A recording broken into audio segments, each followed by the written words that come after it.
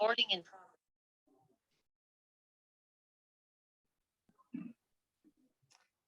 I think that's most people in, so we'll get started. Just to let you all know before we do start, this is being recorded. So if for any reason you don't want to be on the camera, then please just pop your camera off for me. My name's Paige, for those of you that don't know. I am a previous scholar at Inner Temple, so I didn't obtain a scholarship from Lincoln's Inn, but that's why we've got three amazing panelists here with us today that can tell you all about the application and interview process and hopefully answer any questions that you might have as well. Just a bit of housekeeping. If you're not speaking or asking a question, please just pop your mics on mute just so we don't get any feedback. And what we will do is we've got Charles, Hannah and Blaise on the panel today. What will essentially happen is that each of the panelists will introduce themselves, and then Charles will go through the application form and what that entails and give you some tips on that. And then Hannah and Blaise will move on to talk about the interview process and also give you some hints and tips about that. There is a Q&A box at the bottom. I'm sure you're all familiar with it after all the Zoom meetings that have been taking place over the last couple of years. But do pop any questions that you might have in that box for me, and they will be answered at the end. Or if you're feeling brave, you can also ask questions over the link, but it's entirely up to you. So without further ado then, if we want to start with introductions, I'll go to you first, Charles, if that's all right. Hello, sorry. So I'm just introducing myself and then letting everyone else introduce themselves before the application bit, right? Yeah. So yeah, hello everyone, I'm Charles Brooks. I got the Lincoln's Inn Lord Denning Scholarship, which is a major scholarship, and also a residential scholarship for this year. So I'm actually coming to you live from Lincoln's Inn. I'm studying the bar course alongside a master's at the University of Law, and I'm interested in a career at the commercial bar or property and planning bar. I'm still deciding. Wonderful, and we'll go to Hannah next, if that's okay. Hi, I'm Hannah. I applied for the scholarships last year, and I also received a Lord Denning scholarship for this year, and I'm on the ICCA bar course, just doing that this year, and I have pupillage for 2023 starting, and in sort of public law, housing and planning. So yeah, that's me. Wonderful, and last but not least, Blaise. Yes, good evening everybody. My name's Blaise. I also received a Lord Denning scholarship from Lincoln's Inn, and I'm currently studying the bar course LLM at the University of Law in Manchester with the hope of going into personal injury and clinical negligence. Wonderful. So that's just to give you a little bit of an overview of where people are at and what scholarships that they obtained. What I want to do now is get into the nitty gritty, and probably this is the stage that you're all at, and that's drafting your application forms, hopefully soon submitting your application forms. And to go through the application form and to give you some hints and tips, Charles has kindly agreed to do that for us. So I'll let you take over from here, Charles. Right, hello again, everyone. So first things first, I actually helped someone who was going for their application this year, and it seems like the structure of the application form has changed a little bit since mine. So what I'll do is I'll sort of flip between my year's application form and your year's application form just to be the most helpful. So if any of you haven't started your applications, first things first, please start them now because the deadline is approaching. And there's quite a lot of boxes to tick and things to fill out in terms of just your general employment history details and things like that, and that can take quite a while, so get cracking. So in terms of overall tips, before I get into the specific sections of the application form, the number one tip, which I will die on this hill, please, it is the number one most important thing, and that is authenticity. So the idea of the application form is it gets you through an initial sift, and then it gets you into an interview, and that interview will be conducted primarily by barristers, if not entirely by barristers. And they are, barristers at the end of the day are almost always people. they know people, they spend all their time speaking with people, colleagues and also adversaries, parties, lay members, judges, you know, a lot of different people. And so they will see through any form of inauthenticity. I understand very, very well how difficult it can be when you're coming into the bar or you're looking towards the bar and there's a bit of imposter syndrome. Maybe you kind of see a lot of people who seem like they come from the same area, the same class, the same schools, the same backgrounds, ethnicity, sex, all of that. And it's true that there's a lot of improvement still to be done at the bar in terms of inclusivity. However, you know, I'm not coming from Oxbridge. I come from like a working class family background. You know, I'm of an ethnic minority. There are a lot of different ways in which maybe I wouldn't fit the bill for a residential scholar at Lincoln's Inn or a future commercial barrister. And what I will say to you is that it will be of far more value to you as an applicant to be true to yourself in so many different ways. Don't try and emulate what you think will make a good barrister. Don't try and emulate things that you're not. You know, you should be considering what makes a good barrister and focusing your application, but at no point should you be straying from who you are and what you think resonates with who you are, because they're interested in that. That's why they're doing this.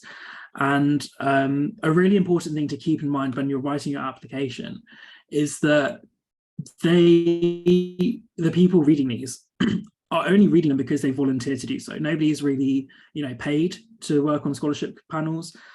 Frankly, the barristers who are working on this will probably be pretty well paid anyway. So, you know, they're not here for they're not here for a financial incentive.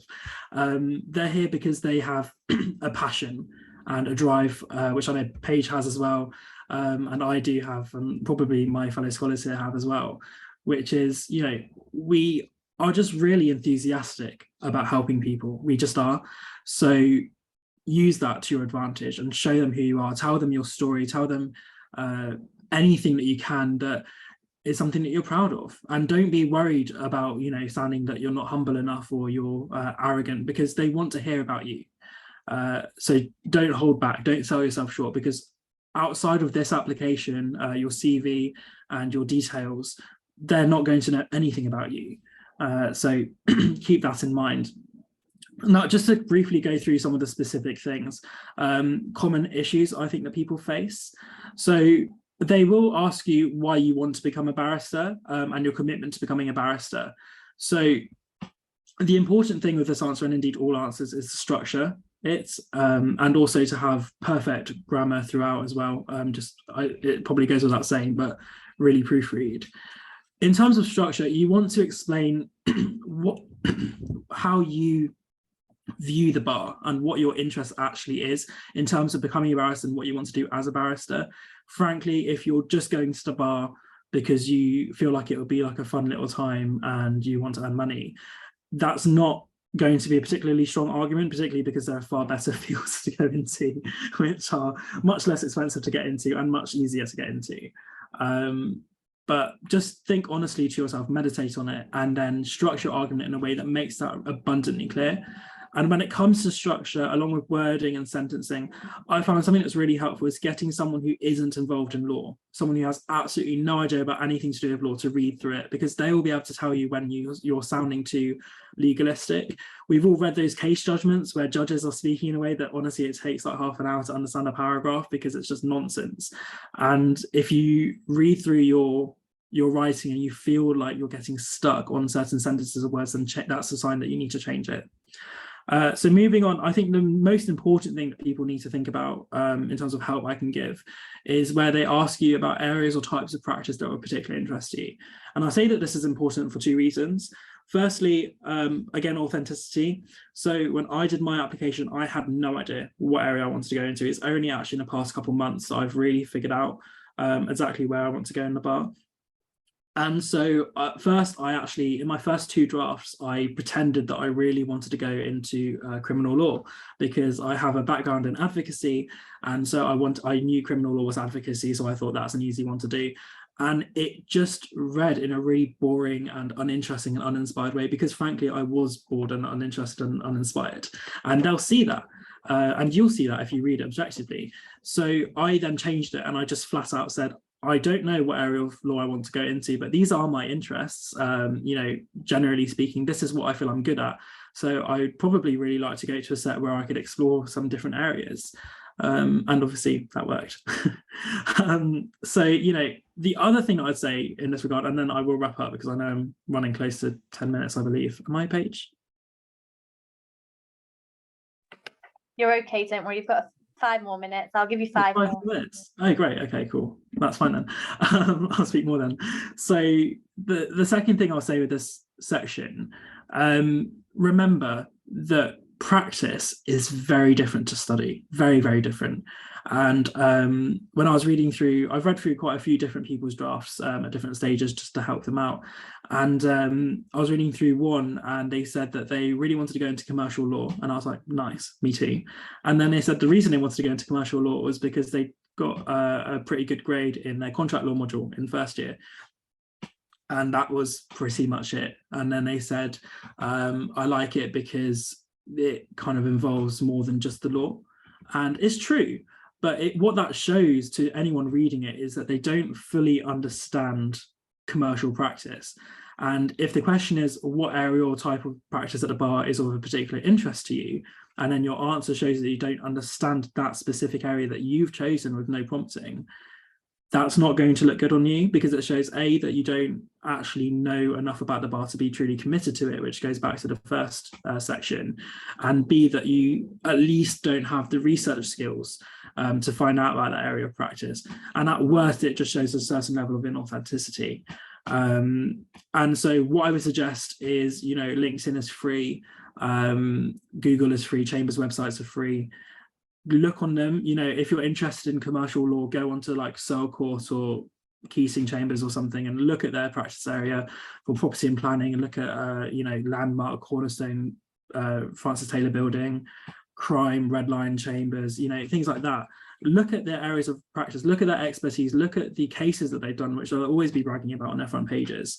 Go on LinkedIn and type in crime barrister or family barrister or sport law barrister, and message people. And, you know, maybe 3 in 10 will respond. Certainly that was kind of my statistics for the amount of barristers that I slid into their DMs. But that 3 in 10 will still be really helpful. And it's worth it because it will give you an insight. So for me, for instance, I'm really interested in commercial law personally, because commercial practice involves a lot of leveraging of contractual terms. There's a sort of, there's a different standard of proof, and there's a massive emphasis on alternative dispute resolution, which is a growing emphasis in the profession. And alternative dispute resolution is interesting to me. And when I would say things like that, I would then back it up. So I'd say, you know, I'm interested in alternative dispute resolution, and I have had some experience of it through this, this, and this, and this. And in this experience, I then did this. And what that shows is not only that you are speaking the truth and that you can back up what you're saying, but it shows the way in which you answer questions. And so this brings me on to my 3rd or 4th point. And that is that this, as I'm sure we've all heard before, the application form is a form of written advocacy. And that is a core, maybe even one of the most important skills that a barrister can have, because frankly, you're going to be writing more than you're speaking in any practice area. There's a lot of speaking in certain practice areas as well, but when it comes to written advocacy, it's crucial. And there are the obvious points, you know, perfect grammar, punctuation, spelling, decent structure, as I said before, but you also want to show a sort of discourse in your writing. You know, when you're telling someone a point, imagine that you're actually explaining it to someone. Try and see the application almost as a sort of question and answer conversation, not an interrogation, but a discourse. And in that way, you want to speak fluidly about, you know, from the heart, and also in a way that's focused by what they're trying to achieve in that section. So for instance, if you're going to talk about, say, a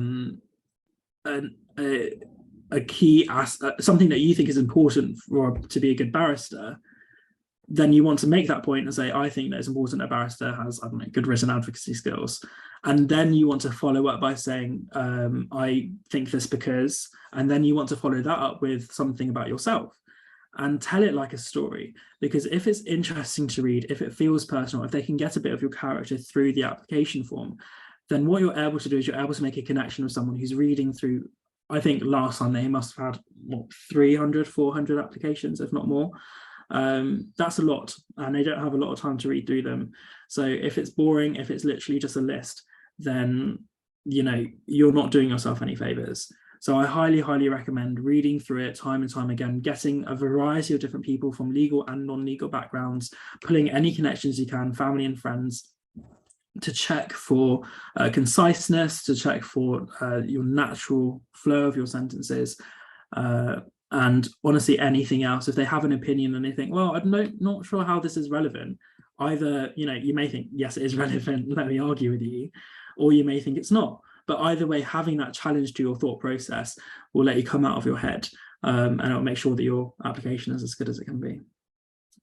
So that wraps up my tips. Thanks, Charles. Just a question, and forgive me if this is not the structure of the application this year. I think this was one from last year, but there's a question that says other relevant experience / training or achievements that support your application, and then below that there's other relevant experience again. What would you say is the distinction between those two questions, and what should people be referring to? So there's a bit where it says, please set out any other relevant experience, training or achievements. And then the second bit that you mentioned was? It just says other relevant experience. Right. I'm not sure really. That is different to what I went through with my application form. It was a bit of a different structure. What I would say is that the bit where it says any other relevant experience, training, achievements that you consider support your application for a scholarship, I think what they're getting at is they're looking to bring out from you specifically like experiences and training and achievements which wouldn't necessarily be considered the obvious thing to go for in a Barcall scholarship. So not mini pupilages, not marshalling, not model United Nations or mediation training or something. You're looking at things like your part-time work. If you're a barista or a shelf stacker, if you work in the charity sector, if you're interested in a sport or music. I mean, I know 4 scholars off the top of my head who are on the Barcalls now who have a music background. It's a really helpful section for you to set out a bit more of who you are, as long as you then connect it straight back to why it's relevant. Don't just splurge your life story onto 250 word section. Keep it relevant. And then the second section that you mentioned about relevant experience, I would assume that's more your sort of cut and dry, like what else have you got up to in your life? Are you a teacher, or do you have a different career that you're moving from, that kind of thing? The good thing is that you have 2 sections, which means as long as both are well written, they will be read by the same people. So well written and supporting your application, relevant, can't hurt. But don't repeat yourself in any section. There's no point. Absolutely. And so what I take away from that is that whilst it might not be experience that you might see as relevant to the bar, i.e. a mini pupillage or internship, what you should do is look for the transferable skills from that part-time job at McDonald's and apply it to being a barrister. Is that what you're saying? Absolutely. And I think when it comes to transferable skills, I think that's a really interesting phrase, because to me it almost seems like you go into a career, you learn certain skills and then you transfer them to your new career, and that makes sense and it's true. But I think it's important to think also about your transferable skills in the terms of your core attributes, who you are. For me personally, I like to think of myself as a people person. I'm a very social person. In university, like for all 3 years, I was doing a lot in societies. I had, I spent a lot of time with friends and things like that. And so I spoke about that. And that's a key part of who I am as a person. Whereas I have a friend who is very, very bookish and is happiest in a corner in the dark with a book. And he spoke about that in his application, and he told them who he is and how that has influenced his career path and all his experiences in life, but also how that ties into his interest. I think he said that he was, particularly interested in, chancery and research, which of course is a lot of reading. So, as long as you're thinking about transferable skills and your core attributes, and in any way that you want to articulate that, it doesn't have to be your sort of classic, oh, I'm a really good listener, I'm a good writer, things like that. You can bring it out a little bit more, be more creative with it, and that will also make your application feel more natural. And one last question in 30 seconds, why did you choose Lincoln's Inn? So I was actually almost chosen by Lincoln's Inn. In my first year, I did the university afternoon and dinner, and it went really well, but I was sat next to a judge who honestly said maybe 10 words to me in the whole thing. So I hung back afterwards and sort of chatted to some benchers who then took me to the MCR for drinks and had a really good night with them. Then in my second year of uni, so that was first year, in my second year of uni, I won the Newberger Prize, which is for non-Russell Group university students, and that included membership to the Inn. And also I just loved it. I fell in love with Lincoln's Inn when they gave me that, because I was like, okay, great, thanks for the validation. So I went for scholarship here. Wonderful. That's great. Thank you, Charles. What I'm going to do now then is we're going to move on to the interview stage. Please do keep asking your questions. We will get to them, but I'm just going to hold them until the end. So Hannah, I'm going to come to you first. Before you go on to giving your hints and tips, would you mind just giving people a general overview of the interview structure? Yes, so that was actually the first thing I was going to address, so that works really well. In terms of like practical logistics, I am not entirely sure if I am right here for this year, but my interviews were all on Zoom last year.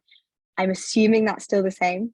If not, then like some of what I say will be relevant, some of it won't be. But basically the basic structure was all the interviews were on Zoom. You were kind of let into a waiting room, and you had sort of an allotted time, at which point you were kind of zoomed into a breakout room. And the interview was about 20 to 30 minutes in front of a panel of 3 people. And the panel kind of alternated asking questions. So as I'll explain in a minute, there was kind of 3 broad sections of the interview, and each kind of member of the panel took one of those sections. But then if there was sort of a different member of the panel had a follow-up question based on one of those sections, they sort of interjected at that point.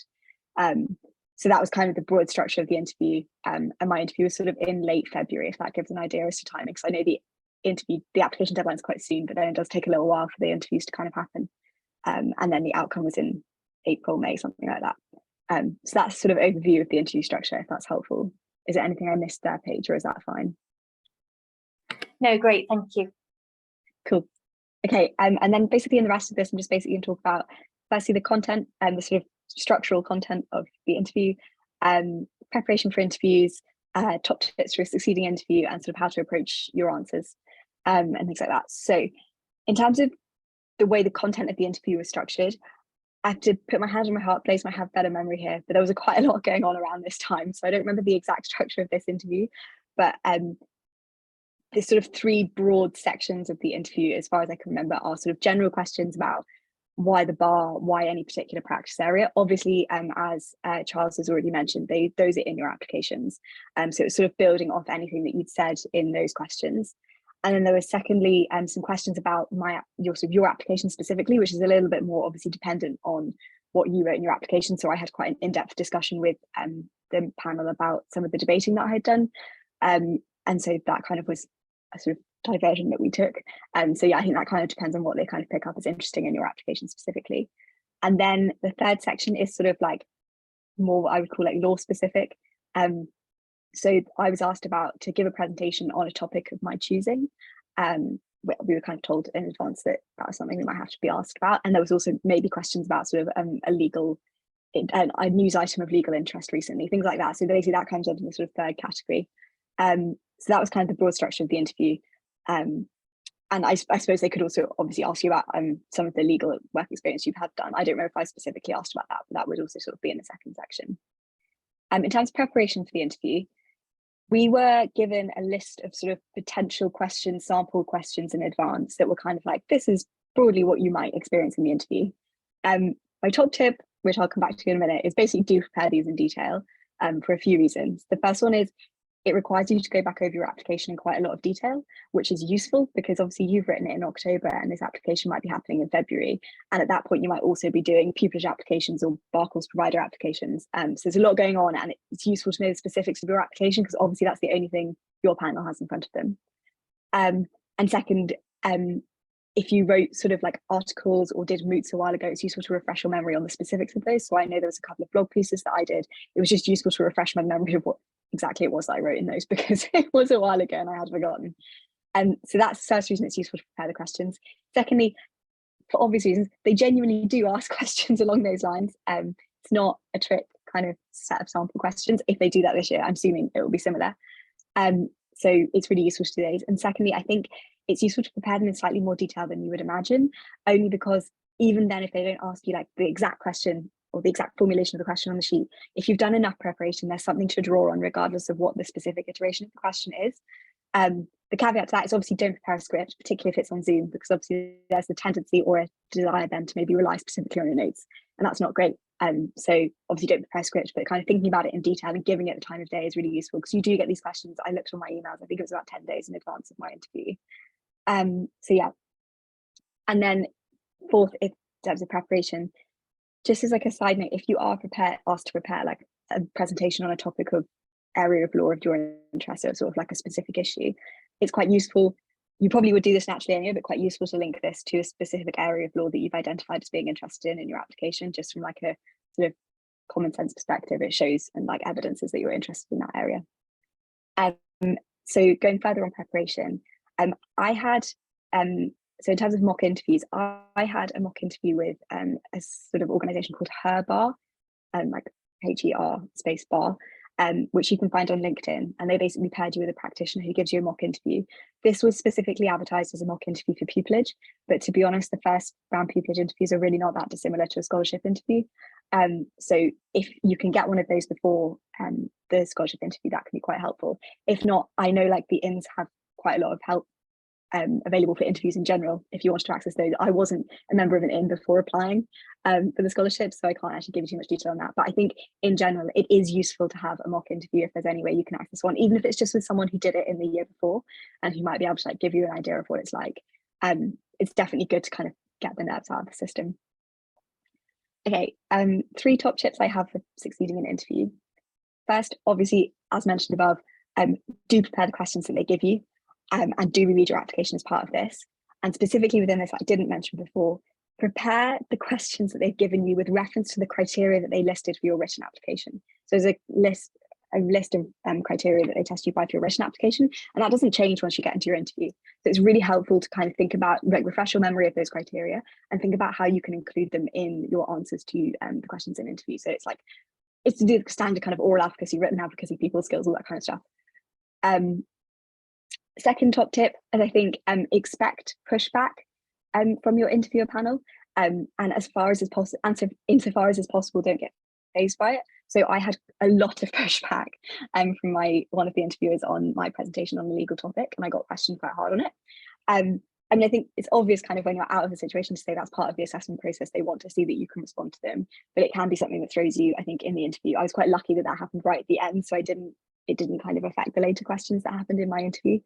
But I think, like, expect that, and it doesn't mean you're doing badly. It just means that they're kind of testing, you know, where the limits of your knowledge or limits of your understanding of something lies, and your ability to kind of respond to arguments. So that was my second top tip. And my third tip is, it's just kind of one of those really standard interview questions, but I think interview tips, but it's definitely useful to be reminded of because it really helped me. Is like, take a moment before answering questions you don't know the answer to, because it helps your structure a lot if you could just take a moment, think about it, and then move on. The classic tip is like, take a sip of water before you answer the question.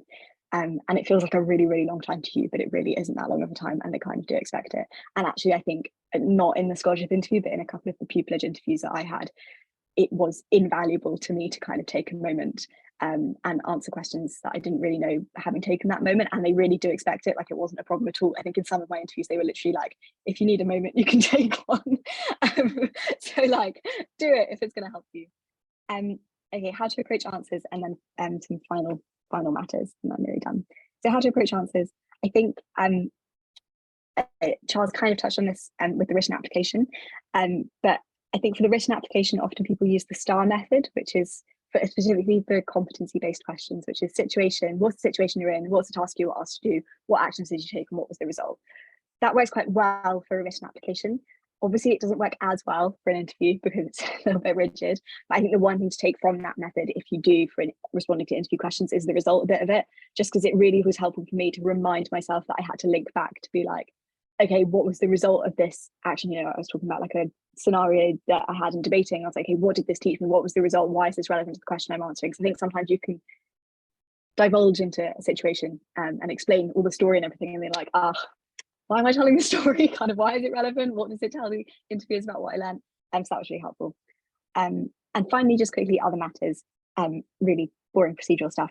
But I think if your interview is on Zoom, they give you Zoom guidance beforehand. And I just genuinely find it really helpful to read that beforehand. And if you can, try to just do a practice interview before, even if you've done loads of Zoom calls.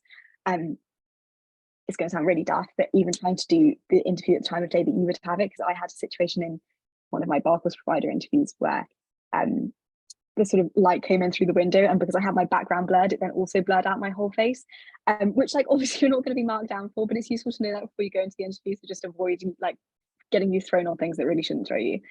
So I think particularly for a Zoom interview, if you haven't had those before, it's useful to kind of prepare for them. But other than that, I think that's all the tips I have. But happy to answer any questions later on. Wonderful. And in terms of the presentation that you had to do, did you get to pick the topic that was on, or was it assigned to you? Oh yeah, sorry, I didn't make that very clear. Yeah, it was basically they gave you a list of kind of 10 questions that they emailed you in advance. So like, these are sample questions, and one of the questions was, you may be asked to give a short presentation on a topic of interest of your choice, I think is how it was phrased, a legal topic of interest, and you could basically choose whatever you wanted. So I think I talked about the Environment Act 2021 that had just been passed. So yeah, of your choice, which is why I say link it to the area of law that you've said you were interested in your application. And how long is that presentation for? Yes, so it was, for me, I think the presentation itself was about two minutes or so they asked you to speak for, and then the kind of percentage of the interview it made up was for me probably between 5 and 10 minutes. It was right at the end of the interview, and I think my interview ran over because of it. But I think it was relatively important. Either that, or I just got into like quite an extended discussion about that kind of section with my interviewers. So yeah, definitely worth preparing that one, having a good think about it. And so that, I know you referred to be ready for the pushback. Is that really when the pushback comes? I mean, I can't speak for, I don't know if Charles or Blaise have thoughts on this. For me, that was when I kind of got sort of questioned the most, I think, because it's the easiest part of the interview to question you on, right? Because like, if they're questioning on like your mini pupillage experience, there's not so much they can ask. But obviously if you're making an argument, I think they kind of push back there. I don't know if Charles and Blaise agree with me on that, whether they kind of found that in their interviews. Charles was maybe nodding. But yeah, for me, that was where like I had the most kind of like back and forth discussion. Wonderful. Thanks, Hannah. What we will do now is we'll move on to Blaise, if that's okay, and then we can come back to questions at the end. If I can just pick up on what Hannah was saying, just to sort of answer her question on pushback. So for me personally, they pushed back on a lot of different things. When it came to the prepared presentation, they did push back a little, but it felt less like they were kind of arguing against my points, and they kept kind of trying to extract my thought process. So the presentation I gave them was basically derived from a presentation I'd done during my LLB on like tech law. And so they were coming up with just these other parts of law that I just had no idea about. And they were trying to see and test how I could think on my feet. And then later on in the application, they started pushing back a lot, where I was talking about, I'd mentioned leadership in my application quite a lot. And so they kind of pushed me on that, and they were like, oh, well, what makes you a good leader? Oh, that doesn't sound like very good leadership to me, and things like that. And, you know, trying to push it back a little and see how I dealt with the situation. And then that was the time for me to kind of show them how I would as a barrister, where you do face pushback. So that was my experience.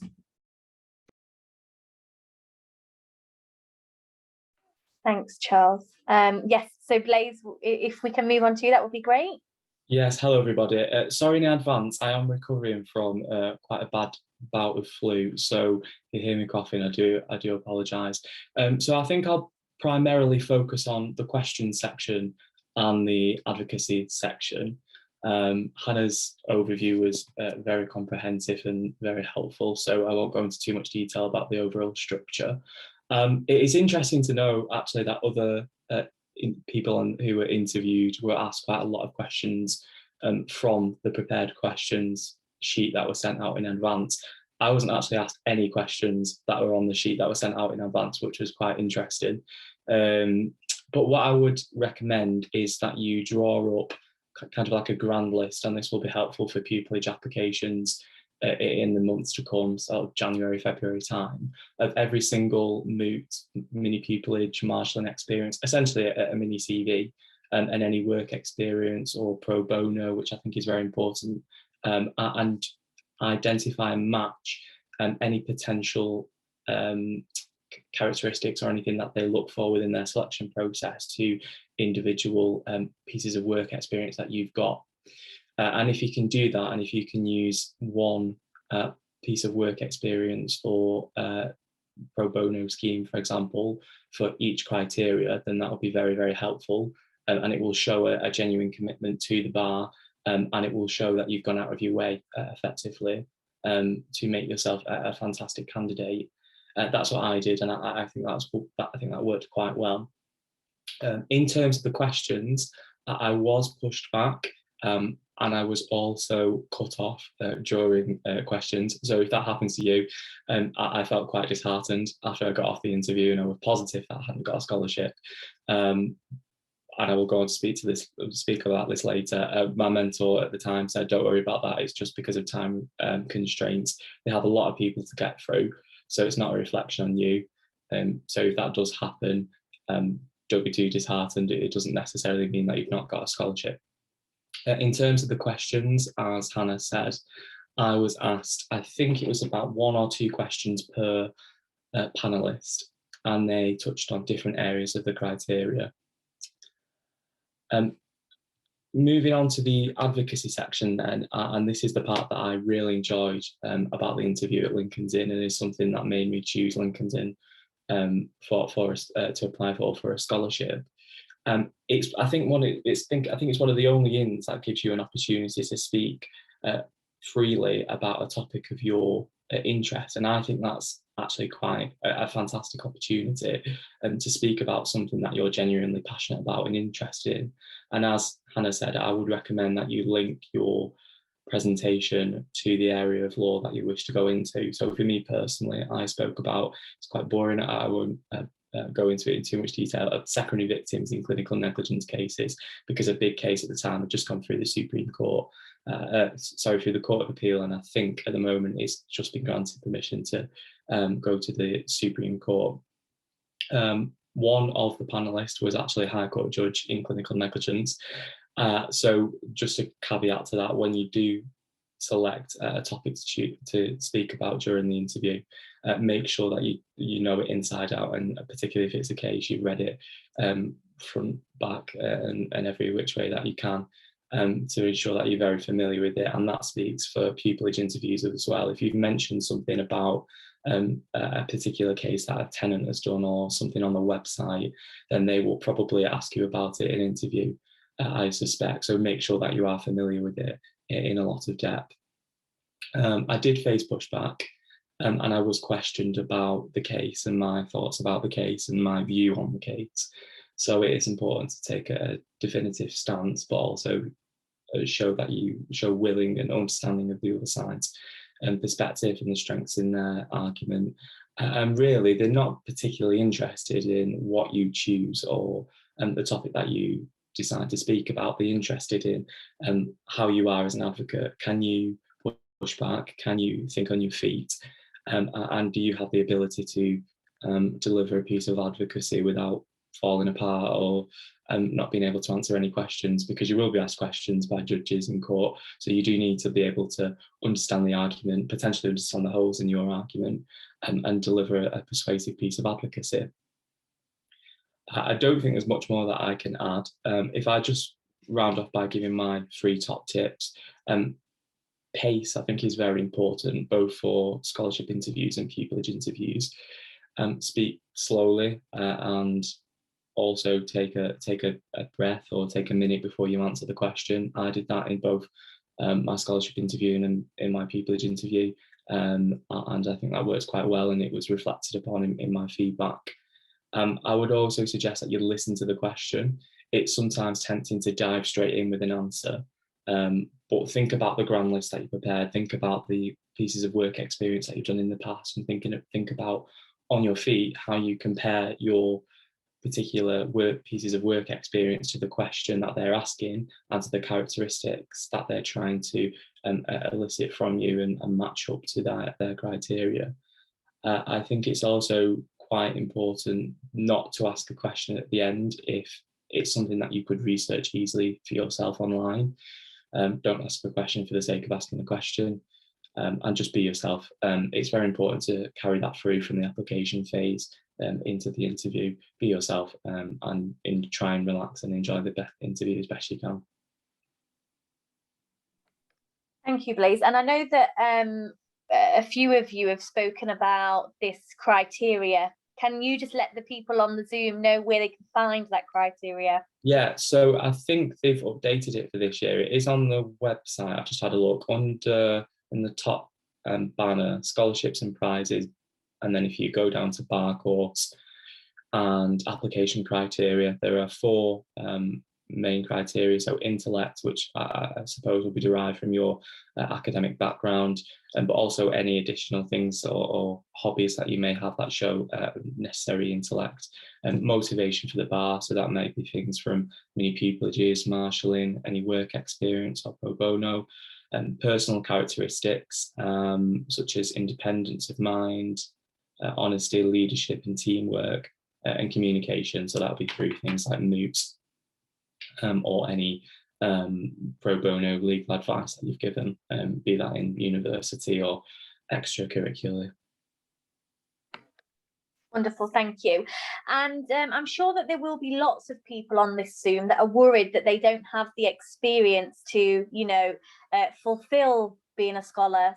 People often, and I know that at the start Charles talked about imposter syndrome, but given COVID as well, I'm sure that people have struggled to get experience, and they might not have all of the experience that some of their peers have. What would you say that the scholars can do between now and say their interview to put themselves in the best possible position? So I think between now and the interview, I would draw up that list of any previous experience that you do have. It doesn't have to be legal experience. Lots of the characteristics that they will look for can be derived from non-legal work experience, working in a shop, working in a restaurant, etc. And also try and obtain some mini pupillages if you can. A lot of the mini pupillages have started back up again after COVID, and lots of chambers are offering them. So try and obtain a mini pupillage if you can. Any mooting that's available at your university, try and get involved in that. You don't have to win the mooting competition in order to speak about it. I don't think it particularly matters in the interview where you place, as long as you can explain what you learned from it, which is one of the most important things. And any pro bono as well, so things like the Citizens Advice Bureau, you get involved with that quite quickly. So anything that demonstrates or any experiences that you can use to demonstrate those skills, I think is a good idea. Wonderful. And I think just to add to that, I think it's really important that in your interviews, if you're not given an opportunity to add the experience that you've gained since, between submitting your application and going to interview, just be brave and say, do you mind if I just share with you what I've been doing over the last couple of months? And they will listen to you. Only take a minute or so. Don't go rambling on for 10 minutes, but you can list.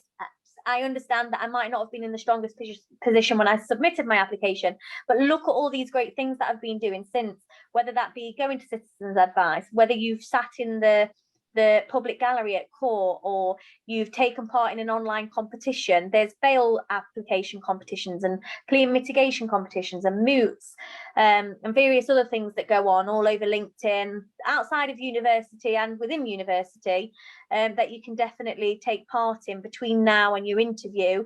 And I think I would probably focus on doing that rather than within your application saying, there's a section where you can say, is there anything else you want to tell us? I'm sure that a lot of people will be saying, well, unfortunately, I've not got a mini pupillage because of COVID. Too many people are going to say that. So just be wary of that and think practically about what you can do to put yourself in the best possible position between now and your interview.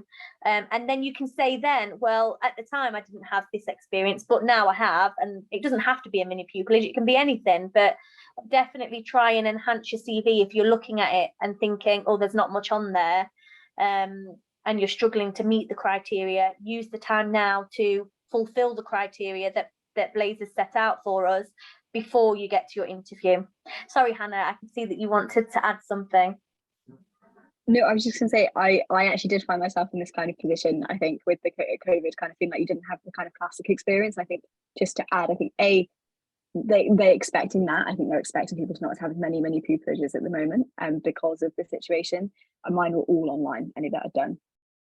But secondly, just to add a couple of things that can be done without too much concern about like applications or waiting for applications. And national speed meeting competition do quite a lot of competitions that you can literally just sign up to. They also don't take too long out of your time, because it's kind of like a 1 day preparation and a 1 day competition, I'd say. So they're really good things to sign up to. And secondly, if you have access, like if your university runs a blog, and like I submitted a couple to like the Oxford Human Rights Hub blog and things like that, sort of short blog posts that you can write about a recent legal event. Again, not something that requires you to apply to do it usually. You just kind of have to send off blog pieces and see if they can get published. And it's quite a good thing that you can do kind of without, basically in a short space of time, and without having to go through like lengthy application processes in order to do, and also without having to be in person. So I just wanted to add those two things, because I really did find myself in this situation a little bit in the summer before applying for the scholarships. Absolutely, and I think that that's good advice. And I think that also what I would like to just refer to quickly, Hannah, is the fact that you also applied for a provider scholarship, and you mentioned that earlier on. So I know that some people will be sitting here thinking, oh, what if I don't get a scholarship from the inn? Is that the end of the road? What can I do? And I'm hoping that you can just talk a little bit, I know I've not prepped you, but a little bit about what those provider scholarships are and what they usually involve. Yeah, so I did apply for a provider scholarship, and then actually didn't end up going to that provider, so I didn't ever find out the outcome of that scholarship, but I did do research into it, which is, so apart from the ICCA, I think almost every other provider offers scholarships. The one I know of more specifically is University of Law offers the Advocacy scholarships, which are, I think, £5,000 if you're like the master or mistress of moots, and then £1,000 if you're a broader advocacy scholar, but not the kind of top advocacy scholar. I'm not explaining that very well, but yeah, basically every other bar course provider does offer some kind of scholarship or financial support or bursaries. Really worth looking into them. I literally made a spreadsheet of like all of the different providers and the kind of financial support that was available, and kind of the criteria that it was possible to apply to, because it's not worth applying to all the bar course providers. So targeting the ones that have scholarships that you think you're most likely to be able to get, and sort of bursaries and things like that. So yeah, and not getting an in scholarship is definitely not the end of the road. And also in terms of financial support, if you haven't already done a master's and you want to do the bar course as also with an LLM, then you do qualify if you're in the UK for the sort of, I think it's £10,000 or £12,000 from the government. So there are other ways of getting financial support if you don't get an in scholarship. Just to add to the LLM aspect as well, often people think that if they add an LLM to their bar course, it's going to be a load of work. And the reality is that you either have to do a bit of work in the law clinic and write about that, or you write a dissertation on a topic of your choice. At least that's what I think happens at pretty much all of the providers. So you're not doing a full LLM, you're not going out and doing loads and loads of research or anything like that. And usually you can submit it after you finish your bar course. So it doesn't run alongside, it's not going to give you any extra work. And I hope I don't get in trouble for saying this, but the reality is, if you apply for the LLM funding and you don't submit your LLM, nobody's going to do anything about it. So if you get to the end of your bar course, like some people that I know might have done, and you think, I'm not submitting my LLM, then nobody's going to chase after you for the money. So, you know, don't be overly stressed about it. And if it's the difference between you undertaking the bar course or not undertaking the bar course, then it's definitely something worth thinking about. Sorry, Charles, I can see you've got your hand raised as well. Hello. So I've got a few different things to sort of pick up on. I'll start with the master's thing first, because I'm actually doing a master's as well, and I am doing the master's for the funding. So I figured that in terms of sort of planning out my funding, my family unfortunately can't financially support me to the extent that I could just do the bar course without a scholarship. And I looked into it, and Lincoln's Inn, I think it's now 25,000, but back in the day, like last year, the maximum was 20,000. And so I sort of crunched the maths. I figured I probably wouldn't qualify for the full 20,000, considering that's the maximum. And so I figured it would probably be between 10 and 15,000.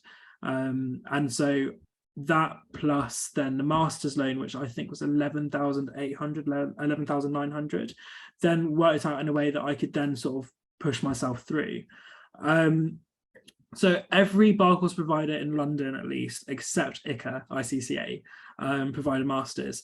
And I believe every single one is virtually the same, which is that you choose a route, either, as Paige said, a dissertation or a legal clinic route, or optional modules. So at the University of Law and City and BPP, which are the other London providers. Am I missing one? No, it's only the four. So I chose the pro bono route, the legal clinic route. And what that means for me is that I started in October, like this month, and we run cases throughout the year. And you get to choose how many cases you do. So they'll start you out on one case, and then if you finish that early, then you can do more. You act under supervising solicitors, and they make sure you sort of do everything properly, and you deal with cases. And it will vary from university to university and from course to course. I am in the housing team, so I deal with housing issues. I'm a volunteer caseworker. Unlike virtually everyone else in my provider at the moment, I actually started immediately. I got the brief on Monday, I met the clients on Wednesday, and I prepped a bundle which was due today. So it was literally in the space of a week we did an entire case, and it was a lot of work, probably 30 hours from last Monday to now. But that's very unlikely. That is just my brilliant luck. When it comes to choosing to do a master's as well, I would definitely suggest looking really closely at the options. Choose whichever's right for you. Paige is absolutely right that the masters do tend to give you a lot of time for the bar course. Nobody thinks that the bar course is easy, let alone the providers. And they want you to do the best you can, because whenever anyone's choosing a provider, the first thing they look at is the statistics. And so the more people who do well on the bar course, the better it is for the provider. So they will support you in that way. In my experience at the University of Law, they're very conscious of it. Everyone in the master's team is constantly saying, don't overwork yourself. What are your class schedules? How much work have you got to do at the moment? Are you okay? Do you need support? We can draft in like someone from the LPC to come and help you with your caseload if you need to. It's very supportive, and the deadlines extend far beyond the bar course. So for me, I'm doing a pro bono masters, and then at the end I have to write like a reflective report which is assessed for the masters, and the deadline for that report, which is 8,000 words, is September, obviously next September. So that's a good 3 months at least between the end of the bar course, where I just have to spend it writing the report, and it's not that difficult. So the masters is definitely a good option if you are looking into funding and you haven't done it before, because I think it's only on the first go that you can actually do the loan. The other thing I wanted to pick up on rate interviews. So I definitely feel that one of the really important things from my experience is to try and enjoy the interview. Like Blaise said, like for me it was incredibly stressful, and I'm sure it was the same for Hannah. It's really difficult when you're sort of in front of people who are where you want to be in the future, and they're pushing back on you. But what I did, which I think worked out really well for me, and potentially maybe just because the people that were interviewing me were having a really good day or something, I sort of took myself out of my head.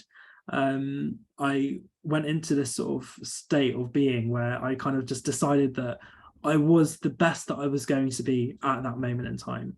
There was no way that I could improve myself in a sort of 30 seconds between them asking a question and me answering it. And not that I'd spend 30 seconds in silence, but and so I just decided to enjoy the interview, to see it as a learning exercise, to enjoy the chance to speak and network with barristers, and to kind of have that discourse with them, and to see how successful I had been in prepping myself for the scholarship interview itself. And so I found myself smiling more. I found myself thinking about their questions in a more natural way and responding to them in a natural way. I connected with them, I built a rapport. One thing I would say is don't get too jokey. I know someone who is also like, we have a very similar sense of humor and everything, but they joked around a bit too much in an interview. And afterwards they messaged me and they were like, this was awful. It was so bad because I kept cracking jokes because I was so like, it felt really awkward. And so I wanted to diffuse attention and they were just staring me down. That can, it sounds ridiculous, but honestly, like, it obviously happens. Don't do that. You can be yourself, but just remember that you need to be professional at all times. And then the last thing I'll say is picking up on that bit about improving yourself in terms of experience, between the written application deadline and the pupillage, the scholarship interview. Be creative. You're definitely not going to get a mini pupillage application in and then a mini pupillage before the interview, unless it is like just in the nick of time. And also, from my memory, that is a really busy time, particularly if you're in the third year of your degree or you're doing a master's or a BCL or something. That is an incredibly busy time. So you don't really want to be taking a week out or 4 days out to do a mini pupillage. What you can do, like Paige said, is marshalling. You can do maybe not formal marshalling, but you can definitely go to a court and sit in there. You can get involved in mooting. You definitely don't need to win moots. I haven't won a moot yet. I was a finalist in my second year moot, and then I became the director of mooting for my university, which was arguable, but the winners moved on, so there was no competition. And then in a different moot, I came I think 4th or 5th, and then in one I literally got past the second round. But I will talk about that experience endlessly in any interview if it comes up and it's relevant. So anything like that. You can also find other experiences. So like if you've got part-time work, try and push yourself into situations where obviously don't cause problems with people, but try and get yourself in, or think about situations where you can help people. If someone's saying something that you strongly disagree with, then take that opportunity before your bar course interview to try persuading them otherwise, because they may well ask you, what's a time where you've had to persuade someone of something, and that is an instance where you can talk about it and say, oh, actually just the other week someone was saying something and I thought it was absolute nonsense, so I corrected them and now they believe me. And that's powerful, because it doesn't have to all be in the sort of formalized context of law, and in fact showing experience and skills outside of that is far more interesting in my experience, because it means that you're not just going to sort of fill into the rank and file of the thousands of people interested in becoming a barrister or a lawyer generally. And it's good to be remembered for things. If someone looks at you and thinks, oh yeah, like you're the person who got into a bit of an argument in co-op and actually corrected someone who was, I don't know, like wildly racist or something, then that's something that they have in their head. Whereas if you've just said, oh, I did a mini pupillage at this chambers, it was really good, I won this moot and that was fun, I presented my submissions convincingly enough for the judges, that is very cookie cutter. And so while it is relevant experience, don't be afraid of being creative, don't be afraid of dropping yourself into situations. Pro bono work is excellent for commitment and skills, any form. So for me, this actually relates to a question as well. Someone asked about my ADR experience. I volunteered with a charity called Resolve, which is based in Berkshire, and they provide community mediation. And so I was actually trained to be a mediator in neighbour disputes. And so that was my sort of ADR, that was my main sort of ADR experience, and that sort of inspired my interest in the field.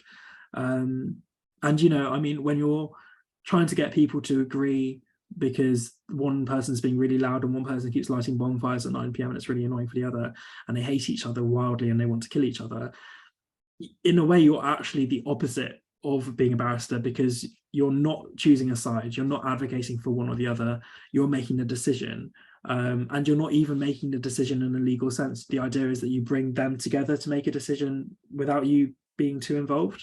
But the skills the experience that brings, the interest in the field, all of that can be tied in. And that was something that I got involved with right at the start of the year in my second year of university, and then was able to sort of dip in and out of.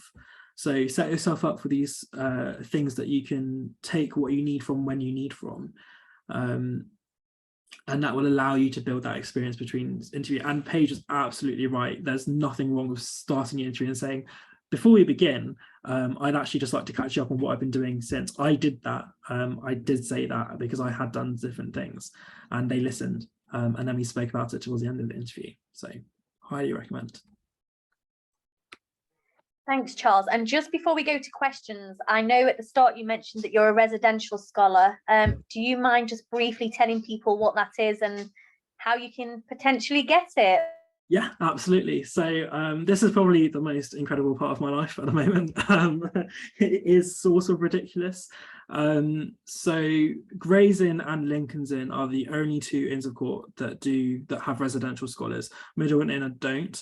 I believe the only tenants that they have are chambers. But at Gray's Inn they have 19, I think, and at Lincoln's Inn they have 14. And what it is for Lincoln's Inn is, on my application form, I just ticked the box saying I would like to be considered for an accommodation award. I didn't really think anything else of it. I didn't look into it too much. I didn't really think I'd get it. I just ticked it. And then lo and behold, when I got the scholarship, they then emailed me afterwards and said, and by the way, we'd like to offer you this. So the residential scholarship, it's not the full accommodation price, but it's heavily discounted. So the accommodation is in Lincoln's Inn, in old buildings. So, you know, I'm looking outside my window right now at the old hall. It's smack bang in the middle, well, to the side of the inn. And then there are 3 flats that are on Chancery Lane as well, with back access to the inn. The rent is it's a flat rate that's taken out of the scholarship amount, and it's £7,212. Bills included for 11 months, which for central London prices is ridiculously good. Like it's nonsensically cheap. And also on top of that, you have the scholarship rate discounts for qualifying sessions throughout the year as well, which all scholars have. And honestly, they're quite opaque with how they award the accommodation awards. There's no sort of criteria. They don't say, we'll give you it if you do this, we won't give you it if you do that. But from my experience of my fellow scholars that live here, we all get along really well. And there's a real sense of sort of camaraderie, of interest in people and helping people and discourse. There's an energy, and I think that perhaps in the interview process and in the application process, they look out for people who essentially are people that they want to live with, because when you live in an inn of court, it means that every day you're bumping into people that are working there. It can be a bit awkward when you're sort of going to uni at 8 in the morning and you're exhausted and you look terrible, and then you're bumping into like barristers that you then know that you're going to want to impress in a pupillage interview in a few months' time. But so they're looking for people that will fit in there, not in terms of being elite, not in terms of being essentially barristers already, but just people who will be sort of positive contribution to the inn. What I'll also note though is that that's 14 places in Lincoln's Inn out of I think 150 scholarships, and then that itself is out of hundreds of applicants. So by no means, if you don't get a residential scholarship, it does not mean that you're somehow worse. And in fact, to be honest, if you don't get a scholarship, that doesn't necessarily mean that you're worse.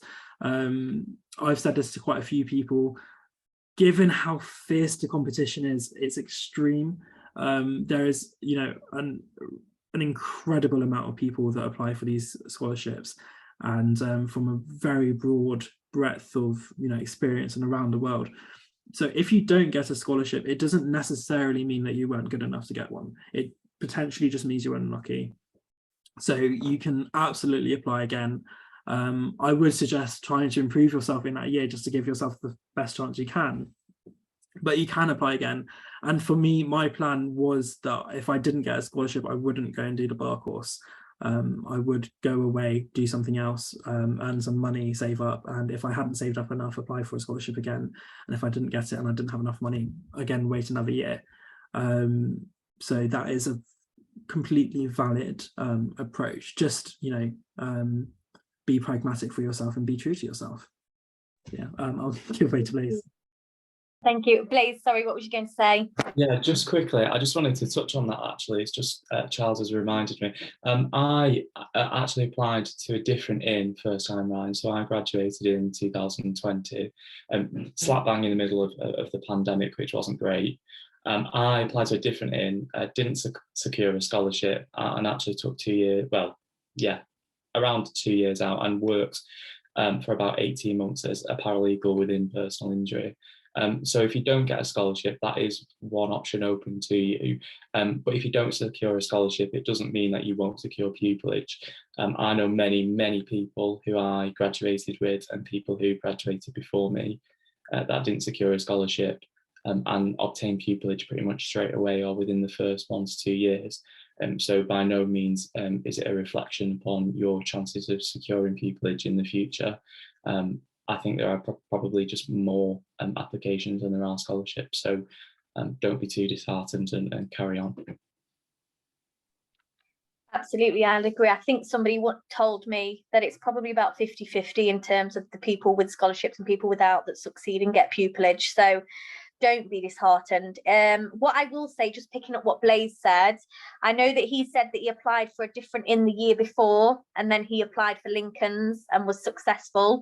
Please note that you can only apply to 1 inn per year. So don't go sending an application to Lincoln's in their Middle and Grays, because they do speak to each other. And I don't know what the consequences would be. It might be that they say you can't apply to any. So I would hate for that to happen. And secondly, it's going to be very difficult for you to apply to a different inn, for example, next year, if you have become a member of an inn. So my advice is always wait until you find out whether or not you've got a scholarship before you become a member of that inn. So usually I think the deadline's around May to become a member. So leave it until after you found out the result, and then you can make your decision. Secondly, or lastly, should I say, before we go on to the questions, if you do the bar course part-time, and I know there's not many options to do that, but if you do the bar course part-time, you can apply for a scholarship again during the following year. So if, for example, you had a provider scholarship that would get you through the first year, or if you got the LLM funding, then you can do that and then apply for the scholarship for the following year. So just a few things to think about. I also, I don't think anybody's an international student on this panel, but yesterday we had an international student on for the Inner Temple session, and she said that as an international student, she was actually asked about that during her interview, and she was asked to say why she wanted to practice in England and Wales and not elsewhere, and also basically about the logistics of it. So if you are an international student and you are looking to practice here, please make sure you know the ins and outs about what visas you need and whether or not it's going to be possible, because they might ask you. I don't know, because I'm not an international student and I didn't interview at Lincoln's, but just something to be aware of. Make sure you are aware of the ins and outs of how it works in practice, just in case you are in that position. Wonderful. So what I would like to do is move on to the questions. Thank you everybody for sharing all of your experiences. I'm going to skip past the first question because I know that Charles did refer to it. I've got a direct message to myself and it says, in the current form, there aren't maximum word counts for guidelines. How many words would you recommend for, e.g., the question of what areas and types of law would you like to practice and why? I thought there were word counts, but I don't know if anybody knows the answer to that. So when I did the sort of gave feedback on a draft that a friend sent me literally like 2 days ago, she had put them into a Word document and there were word counts attached, and that was 250 words per section. When I did my own application, let me just check, I believe it was, yeah, also about 250. So check that again, because there probably are word counts. If not, keep it under 250 just in case. If there isn't a word count, I can only think that may be referring to like the little boxes where they say, you know, like just for specific details.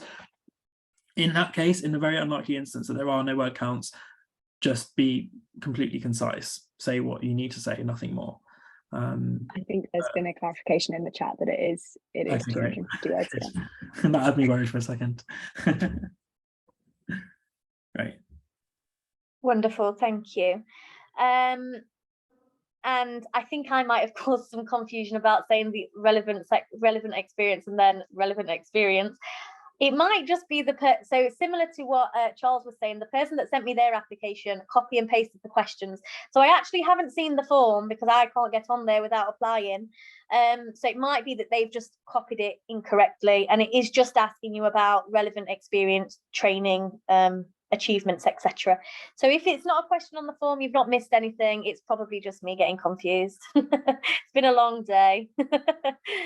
How long are the interviews in total? 20 to 30 minutes, I think. I think it said on the sort of sample questions it would be 20 minutes. I think mine ran slightly over. I think. Yeah, I think mine was about half an hour. Yeah, mine was roughly that as well. What I will say though is that it goes so quickly. It went so quickly. It honestly felt like it had only been about 5 minutes. So if you're worried about timing, what I would say, don't make the mistake of trying to chunk out times for like questions or structures. They will run the interview and they will have decided amongst themselves how long they'll spend on a particular issue or not. If you sort of plan out your answers to the extent that you're worried about time in the structure of your answers, you are setting yourself up to be trips up if they stop you because you're going on too much, or if they expect you to speak more. So try and take it a bit more fluidly, and they will just let you know. But also at all times be concise. Just at all times be as concise as you can. Wonderful. And the next question is, if, for example, you've participated in mooting or a plea in mitigation, but you didn't go far in the competition, how can we describe the experience to make it sound useful? I think you should just describe what you've... Oh, sorry, Hannah. No, go for it. So I think you should just describe what you've learned. I think that's one of the most important things, because barristers are self-employed. And one of the things that I learned whilst working as a paralegal is that there isn't anybody there to reflect upon your work and give you feedback.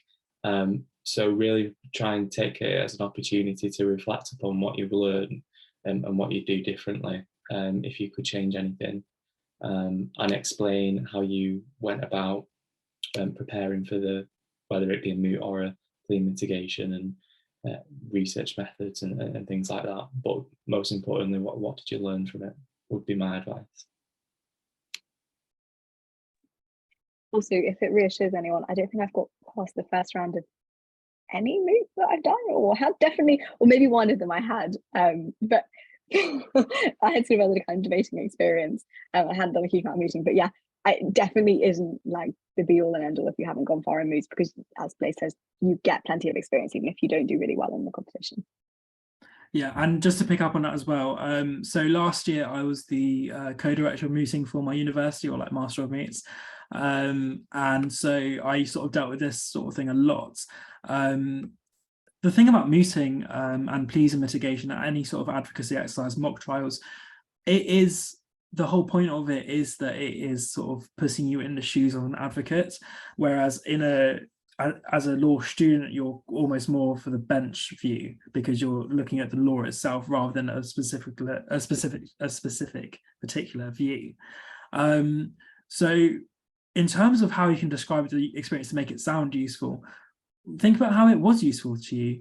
Everyone's experience is different when it comes to advocacy. I know people who told me that they were absolutely terrified of any form of advocacy or public speaking until they mooted and they realized that they weren't going to die, and they then felt so much more confident. So that would be relevant. It may have taught you a valuable lesson about legal research. You may have gained some feedback on something like, for instance, a really common issue with people that I used to pick up on a lot is an upward inflection. when they speak and at the end of a sentence. And, you know, I spoke about that with a lot of people, and that's something you could learn from. So get involved and then see what you learn, and then write about it. It's my advice. Absolutely. And I just want to pick up on what Blaze said. He said to say what you learned. And I think that that's important for your whole application, because even the part where you're listing your experiences, what people will tend to do is set out a job description and just say, suppose you work at McDonald's. I worked on the tills. I spoke to customers. I cleaned the kitchen. That's not really enough. What you need to talk about is what you learned from that experience. So I learned customer service skills. I learned how to deal with difficult people, for example, or I learned how to manage working alongside A-levels. So that's the sort of thing that you need to think about throughout every single application that you ever submit here on in, because having reviewed about 500 applications by now and over 150 CVs, or sorry, opposite way around, 500 CVs, 150 applications, I can honestly say that that is a very common problem. Every single application and CV that I look at to start with has that issue. So you need to overcome that by talking about what you learned and focus on that, so that the skills that you've learned and how that's going to make you more suitable for the bar. Just something that Blaze said, and I thought I'd just pick up on it. So in terms of the next question, which is quite a useful question, how would you suggest to structure the presentation you are asked to give? So I read this question, and this very much depends on what subject you've chosen, and it can be anything. So I think Hannah mentioned that she spoke about the Environment Act. I spoke about an ongoing legal issue in regards to the liability of online platforms for defamation, and those are two very different types of subjects to give a presentation on. And so the way I would go about explaining and discussing a statute and discussing that are very different. What I would suggest is plan it out thoroughly. You know, it's a presentation, they're not going to interrupt you. They'll wait until the end of your presentation to ask you questions. So you need to have a good idea of what you're going to say uninterrupted for that amount of time. So think about what argument you're making, and I would suggest that the best way to make a presentation is to make an argument. So whether it's, you know, in favor or against an issue, or whether you're saying, oh well, you know, the statute came in and it doesn't do enough, or oh, it's, you know, fulfilling all of our dreams. Take a decision on what you're going to actually argue, and then think about how you can create a compelling case to argue that. And if that's going to impress anyone, it will be a barrister. So I highly recommend going down that route.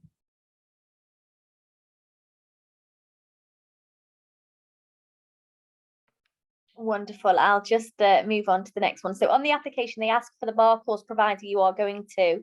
If you are unaware of this yet, are you allowed to change your provider and update them at a later stage? I presume so. I don't think that they're not going to hold you to it. They give you the money, so you choose who you pay it to. So I don't think that there's any. And then also, I mean, I think Hannah went to ICA, but I know that some people think that ICA is the most prestigious. The reality is that they don't care where you want to go, and they don't care where you go.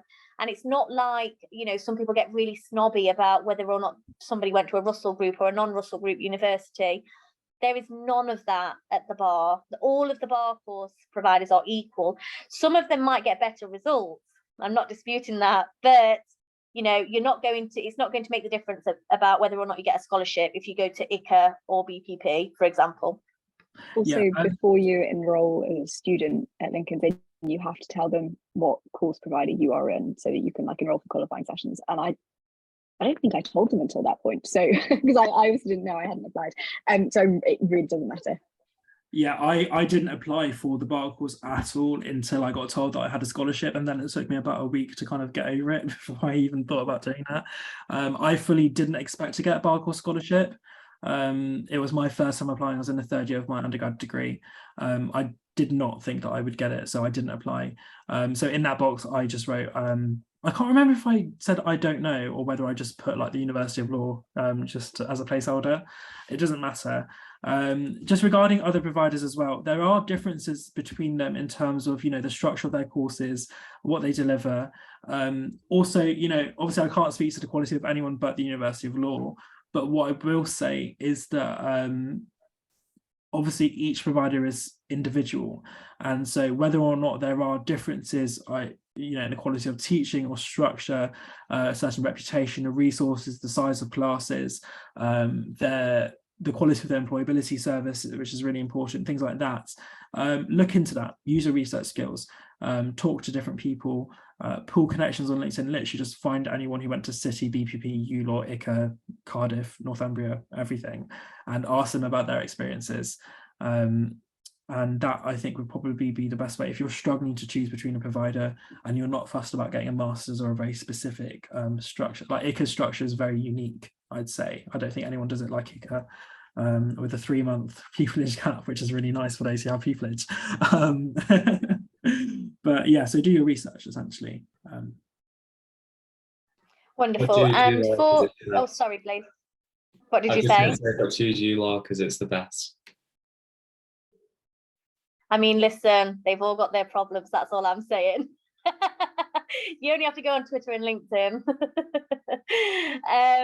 So for the question on practice area of interest, do you recommend choosing a limited number for the purposes of that question? Personally, I'm interested in international arbitration, private international law, public international law, and public law.